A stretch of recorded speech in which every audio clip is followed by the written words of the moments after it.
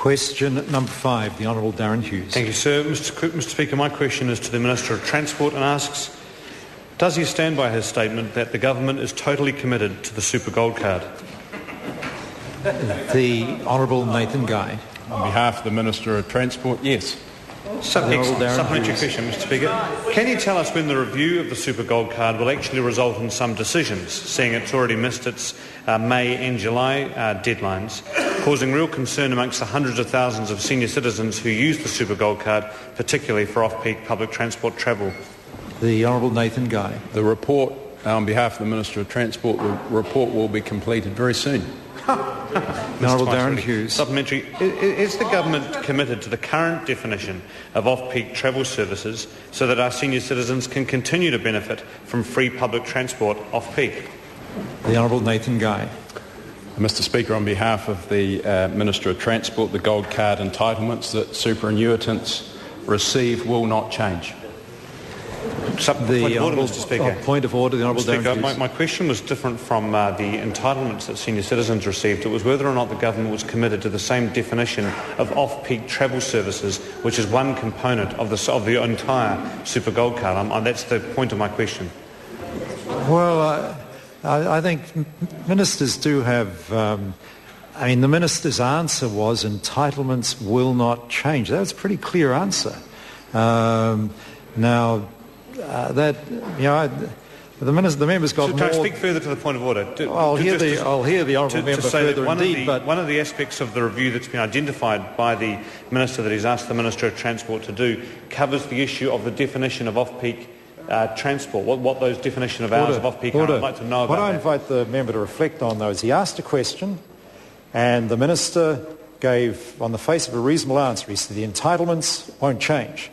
The member has knowledge that suggests that maybe the review was looking at layers below the entitlements.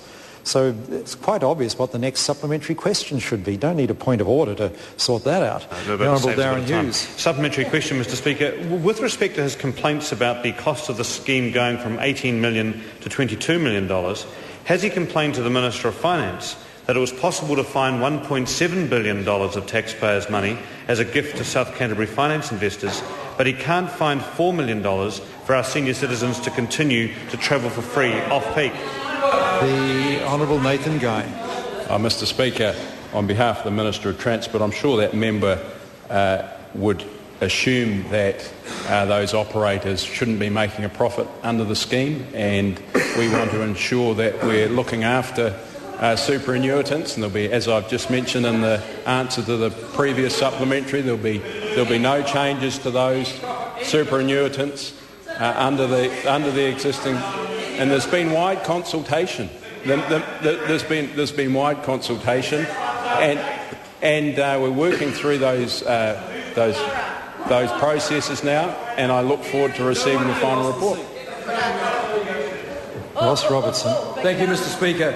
Mr. Speaker, following on from that to the Minister, can the Minister therefore tell the House how will the government's objectives for senior citizen mobility and community participation be enhanced by forcing transport operators to charge a 20% top-up for local bus services in Dunedin? The Honourable Nathan Guy. Mr. Speaker, on behalf of the Minister of Transport, yes, there is some discussion going on about the level of subsidy, and that has been widely consulted with the regional councils and operators and the likes of Grey Power and Age Concern, and so far out of the 14 regional councils that have been consulted through this process, we're getting very, very positive support back from them. Question number 6, Tim McIntyre.